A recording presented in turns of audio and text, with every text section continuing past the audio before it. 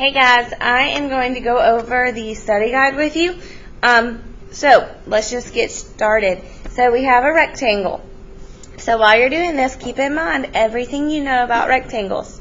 Okay, so you have UZ and you have ZS. Well, we know that in a rectangle, these two are the same. So if you set those equal to each other, subtract 1, you get 2x, add 8, and you get 22. X is then equal to 11. However, you wanted to find RT. Well, here's the thing. RT is the whole diagonal, but it's the same thing as if you put all of these together. So if you plug it back in, you find that, let's just plug 11 back into 14, so that gives you 25. Well, if this is 25, all of these are 25, and 25 plus 25 gives you 50. So that's how we got RT is equal to 50. Number 2, we're talking about angles. If the measure of STR, which is this one right here, and you have RTU. Okay, so we have two that are right beside each other. Well, in a rectangle, we know they have to add up to equal 90. So 3x plus 5 plus 4x minus 20, set it equal to 90. 7, you get negative 15, solve for x, and then plug it back in. Okay, number 3, we have US, which is the whole thing, and ZS, which is just half. So in order to set them equal, you have to double the half.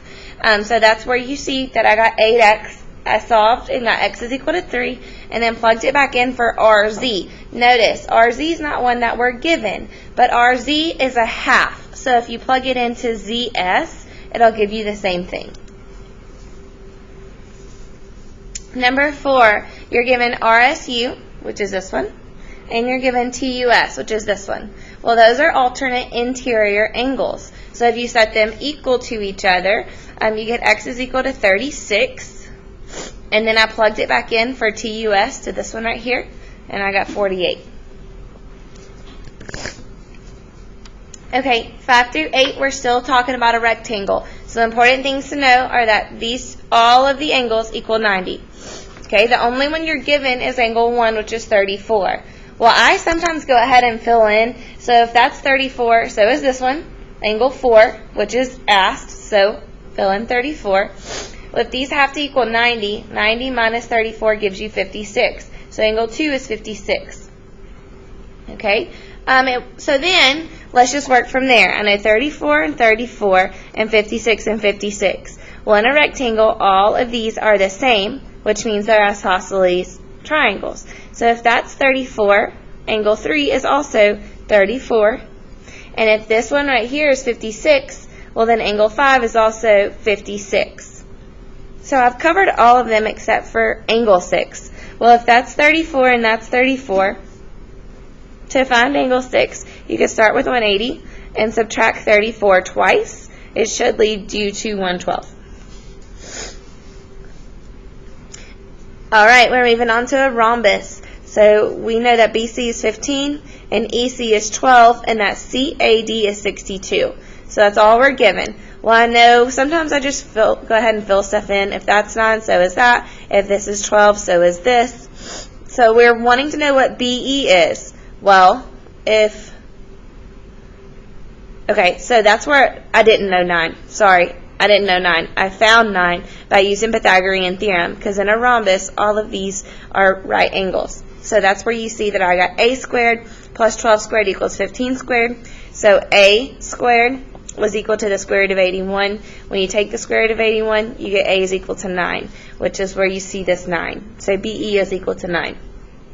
AC is equal to 12 plus 12, which is 24. And then so you have CED. Well, CED equals 90. And then you have ADB. So we're wanting this angle right here. Well, I'm given that this one, I'm going to kind of redraw this. I've drawn over it a lot. Here's A, here's E, here's D. This is 90. And we were given that this is 62. So I'm just talking about this one right here. 180 minus 90 minus 62 gives you that this angle is 28.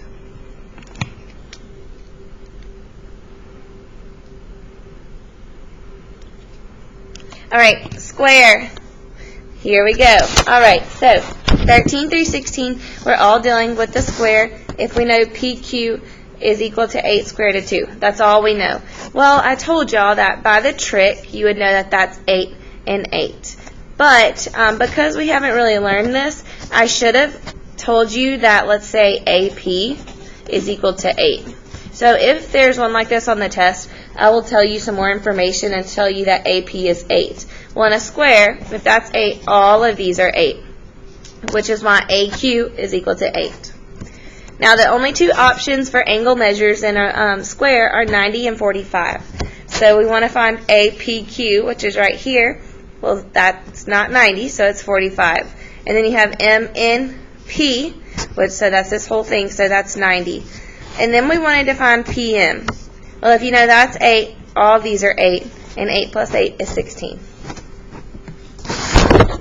All right, we have another rhombus. So all you're given is that ML is 8. So in this one, we know that ML is 8. Find DK. Well, if it's a rhombus, all the sides are the same. So DK would also be 8. Okay. All right, now we have DKM is 39. One important thing to remember about a rhombus, the diagonal bisects the angle. So if this is 39, this is also 39, which means alternate interior, 39, 39. Well, this is 90, so if you wanted to find the other one, 180 minus 90 minus 39 gives you that this has to be 51. Well, if this is 51, all of these are 51. But we're finding KLM, 51 plus 51 is 102. Number 19, MAD, angle MAD. Well, all these are 90, so set 5x plus 20 equal to 90. Solve, and you'd get x equals 14.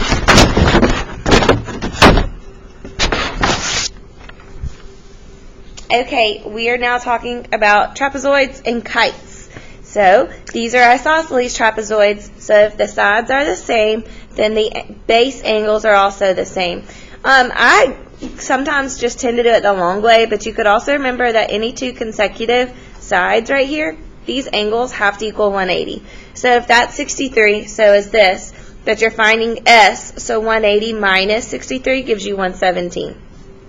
I tend to do 360 minus 63 minus 63 gives you 117 times 2, which should be,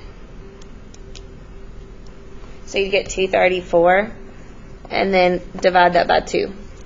Gives you S and T. Okay, 21. If that's 142, you check, make sure these are isosceles. Well, so if that's 142, so is this. To find M, these two have to equal 180. 180 minus 142 gives you 38.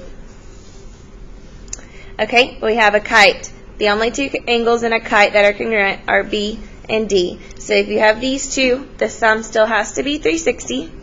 Subtract 36, subtract 70.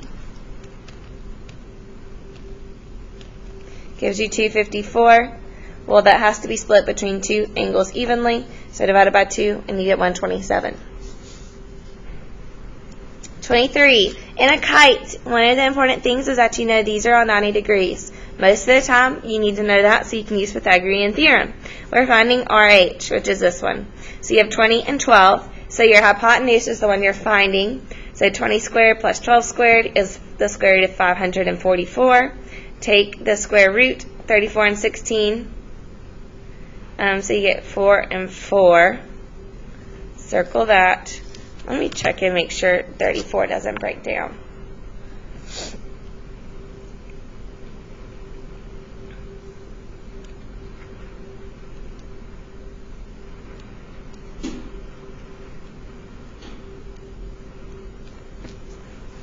Nope. Alright, so that's your answer. Okay, we're working with trapezoids that have a median now.